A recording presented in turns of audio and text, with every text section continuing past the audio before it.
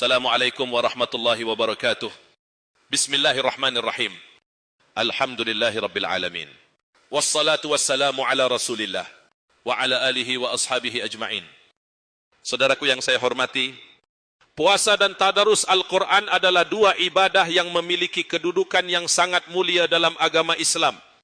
Keduanya tidak hanya merupakan kewajiban, tetapi juga anugerah yang diberikan oleh Allah Subhanahu wa Ta'ala kepada umatnya, terutama di bulan Ramadan yang penuh berkah ini. Ramadan adalah bulan yang sangat istimewa, di mana puasa diwajibkan dan Al-Quran diturunkan sebagai petunjuk hidup bagi umat manusia. Allah berfirman dalam Al-Quran surah Al-Baqarah ayat 185, bulan Ramadan adalah bulan yang di dalamnya diturunkan Al-Quran sebagai petunjuk bagi umat manusia. Dan penjelasan-penjelasan tentang petunjuk itu serta pembeda antara yang hak dan yang batil. Quran surat Al-Baqarah ayat 185. Saudaraku yang dirahmati Allah, puasa dan tadarus Al-Quran adalah dua ibadah yang sangat erat kaitannya, terutama di bulan Ramadan. Ketika kita menjalankan puasa, kita bukan hanya menahan diri dari makan dan minum, tetapi juga harus berusaha untuk meningkatkan kualitas ibadah kita, termasuk dengan membaca dan mempelajari Al-Quran. Tadarus Al-Quran adalah aktivitas membaca, menghafal, dan memahami isi Al-Quran. Di bulan Ramadan, kita diberikan kesempatan yang sangat besar untuk lebih mendalami kitab Allah ini. Karena bulan Ramadan adalah bulan yang penuh dengan rahmat dan berkah. Rasulullah SAW bersabda, barang siapa yang membaca satu huruf dari kitab Allah, maka ia akan mendapatkan satu kebaikan. Dan satu kebaikan itu dilipat gandakan menjadi 10. Hadis riwayat Tirmizi. Dalam hadis ini, kita diajarkan bahwa setiap huruf yang kita baca dari Al-Quran, kita akan mendapatkan pahala yang berlipat ganda. Bayangkan jika kita memperbanyak tadarus di bulan Ramadan, betapa banyak pahala yang bisa kita kumpulkan. Selain itu, Al-Quran adalah sumber petunjuk hidup yang dapat memberikan kita kedamaian dan kebahagiaan sejati. Saudaraku yang saya cintai, puasa mengajarkan kita untuk menahan diri dan sabar. Namun, untuk mendalami makna puasa itu sendiri, kita membutuhkan petunjuk dari Al-Quran. Dengan membaca Al-Quran, kita mendapatkan bimbingan langsung dari Allah tentang bagaimana menjalani kehidupan ini dengan penuh kesabaran, ketakwaan, dan keimanan. Oleh karena itu, tadarus Al-Quran dan puasa adalah dua ibadah yang saling melengkapi. Di bulan Ramadan, Al-Quran diturunkan untuk pertama kali sebagai petunjuk hidup bagi umat manusia.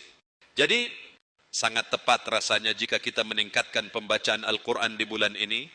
Selain sebagai ibadah, tadarus Al-Quran juga dapat menjadi sarana untuk lebih mendekatkan diri kepada Allah dan meningkatkan kualitas spiritual kita.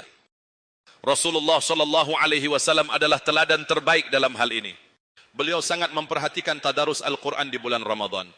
Aisyah radhiyallahu anhu meriwayatkan bahwa Rasulullah SAW selalu membaca Al-Quran di bulan Ramadan. Beliau tidak hanya membaca, tetapi juga merenungkan maknanya. Hadis riwayat Bukhari. Ini menunjukkan betapa pentingnya tadarus Al-Quran dalam bulan Ramadan.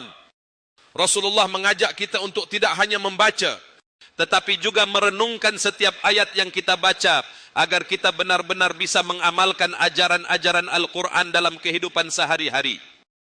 Saudaraku yang dirahmati Allah, mari kita manfaatkan waktu kita di bulan Ramadan ini untuk memperbanyak tadarus Al-Quran. Tidak perlu khawatir jika kita merasa belum bisa menghatamkan Al-Quran dalam satu bulan. Yang penting adalah kualitas dan konsistensi.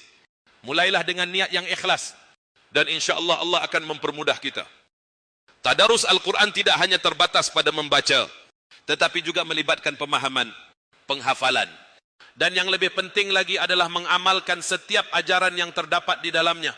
Al-Quran adalah sumber petunjuk hidup yang akan memberikan kita kebahagiaan dan ketenangan, baik di dunia maupun di akhirat.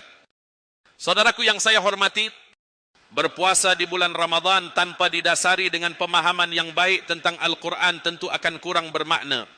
Oleh karena itu, mari kita jadikan tadarus Al-Quran sebagai bagian dari ibadah kita di bulan ini. Dengan begitu, puasa kita tidak hanya menahan lapar dan haus, tetapi juga membawa kita lebih dekat kepada Allah dengan memahami dan mengamalkan firman-Nya. Semoga Allah memberikan kita kekuatan untuk terus berpuasa dengan sabar dan ikhlas, serta memperbanyak tadarus Al-Quran di bulan Ramadan ini. Semoga setiap bacaan Al-Quran yang kita lantunkan menjadi amal yang diterima oleh Allah dan menjadi cahaya bagi kita di dunia dan akhirat.